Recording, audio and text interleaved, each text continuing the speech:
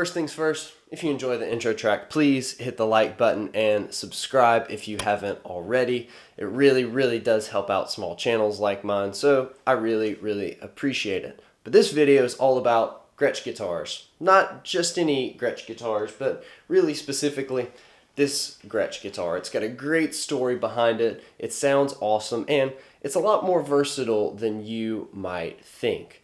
So I'm going to tell you why I think something like this would be a great alternative if you don't find yourself falling into the Fender or Gibson or Paul Reed Smith camp, and even if you have some of those other guitars, why something like the Jet should be on your list, and why it could very well be the most versatile guitar that I own. So first things first, let me tell you the story about this guitar. Alright, so to tell the story of this guitar, we need to go back to August of 2021. I went up to True Tone Effects to hang out with Zach Childs and those guys with my friend Todd Norton from Norton Pedals, and we made a day of it. We decided we'd go up, see those guys, I shot some video, and then we decided we'd go to Carter Vintage and a few other shops in town. So we go up to Carter's and play a few different guitars. I played some acoustics, but I wasn't really looking for anything in particular, and I definitely wasn't shopping for one.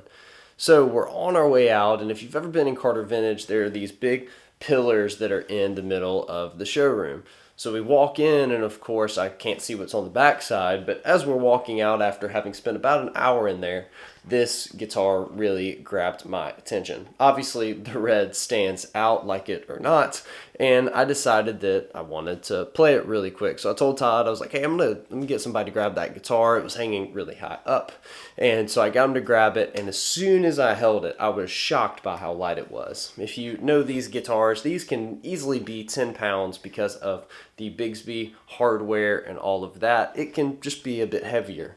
This one may or may not have some additional chambering as opposed to a standard Jet. I mean, I definitely don't think it's anything that's not factory, but this one's just over 8 pounds, which is shockingly light for one of these guitars. So I plug it in, and I'm immediately infatuated by it. It sounded great, just clean into a Tone King Imperial, and it's also got this funky little switch going on. It's got a small mini toggle here that actually goes to the piezo pickup that you can see the light gray cable routing to the bridge, and it just had some really weird funky tones, and I thought it was super cool and might be fun to play with in the studio. So fast forward, I'm leaving Nashville that day. I'm kind of thinking about it, what's some gear that I can sell, what are some gigs I can pick up to help justify it.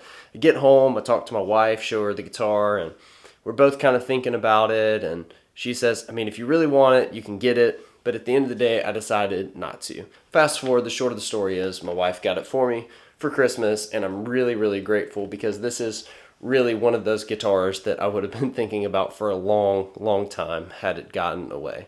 So you can check out the full video over here when I was in Nashville and played this thing, but man, it's a really cool guitar. It's got some really unique features, and I think that's why a Gretsch Jet like this could be your one and done guitar for everything. So without further ado, I'm going to take you through some of the switching and some of my favorite sounds out of this thing.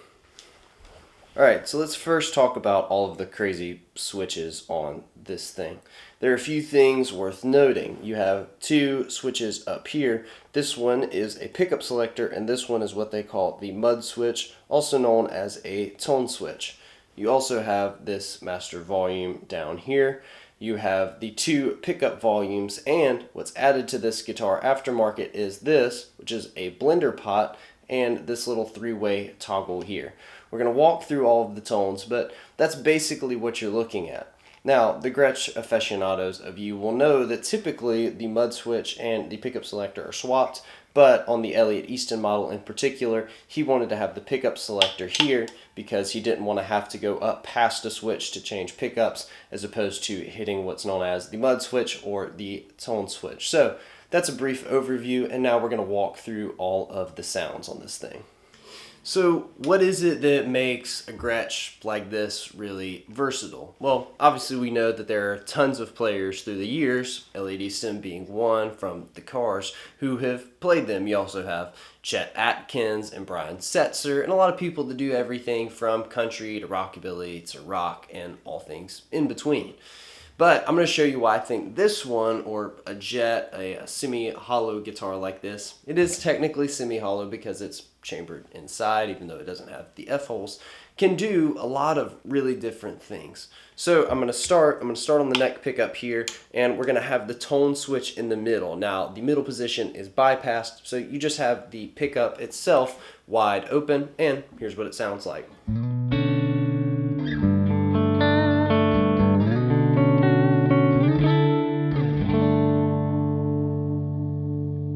I should also tell you that I'm running into my Badger 18, and I've got the Strum and Flint on for just a little bit of reverb. So that in and of itself is a great sound. I mean, this neck pickup is nice and warm, but it's also got some good top end and a lot of good things going. So I'm going to use the tone switch now, and I'm going to walk you through the two other positions. So when it's in the down position, this is slight high end roll off, and when it's in the up position, it's a more noticeable high end roll off. So again, I'm going to start in the middle position here.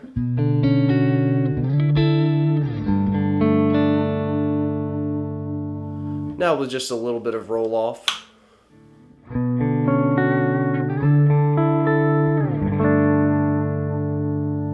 And now with the more extreme roll off.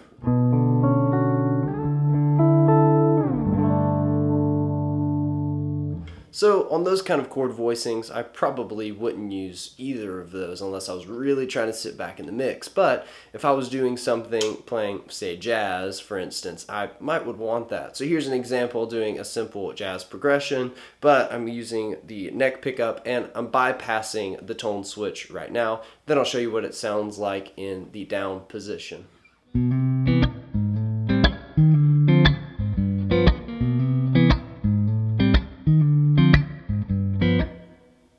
Sounds good, but maybe not quite jazzy enough. So I'm going to warm it up a little bit, and I'm just going to flip the switch into the down position.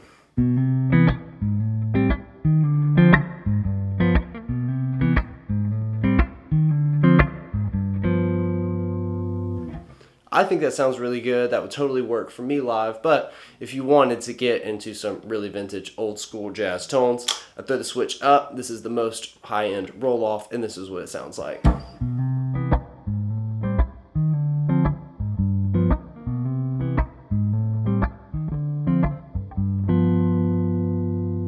Sounds really, really great. Definitely can do the classic jazz tones, but that's not the only thing that it can do. So while maybe the most popular guitar in Nashville is the Telecaster, it's with good reason that a lot of country pickers' guitar of choice is something like the Jet or the Chet Atkins model, or something that's got these amazing Filtertron pickups from Gretsch. So here's what I'm doing for this sound. I've got the tone switch in the middle because of course I want all of the top end that I can, and I'm going to the bridge pickup. I'm going to do some hybrid picking. I'm using a pretty thick pick. I'm using a Gravity Picks 003, which is basically their equivalent of the Jazz 3, but with their refinements, and this is what it sounds like.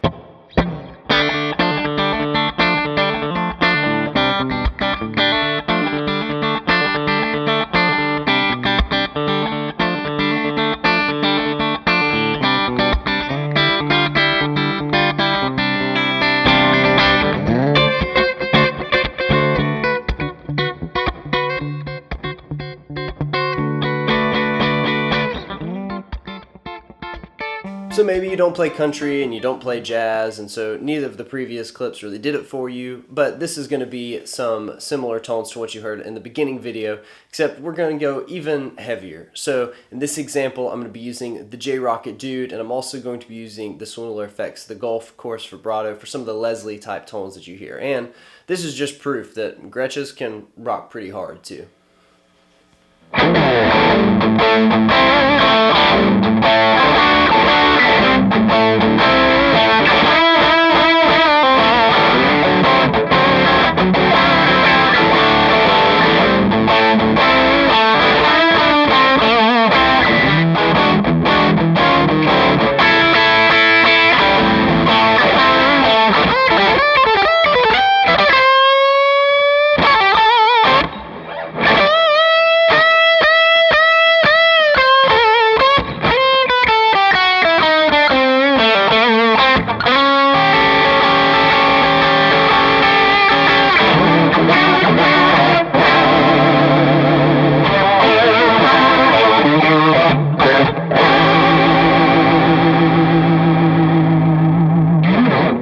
Alright, so now you've heard a lot of my favorite tones out of this guitar between the intro track and all of those examples, but now I'm going to show you one really weird thing that definitely not all Gretsches do. So this is something that was actually added by the previous owner. It's, as I mentioned, this little blender pot here and this mini toggle. So this mini toggle controls the piezo bridge pickup that's then wired into the guitar, and it's got some really funky sounds. To me, it sounds like an analog octave up, like a green ringer or something like that. I don't know, you be the judge. So this is what it sounds like clean. And I'm not using the tone switch at all. I'm using both pickups, and that's the clean tone. And I'm gonna blend in the piezo pickup, and just prepare yourself.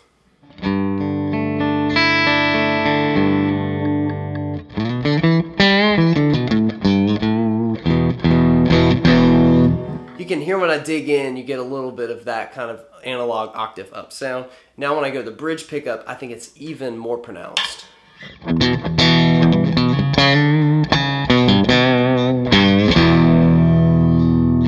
I'm going to take out the other two pickups so you're just hearing this piezo pickup.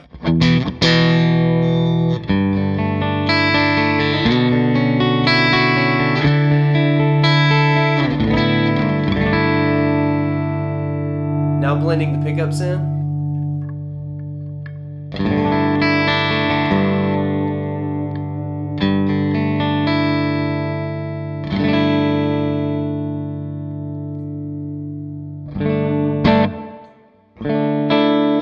Yeah, it's really weird, but definitely something cool I could see myself using in certain situations where I wanted it to be a really aggressive guitar sound, maybe layered with a bigger, warmer guitar sound.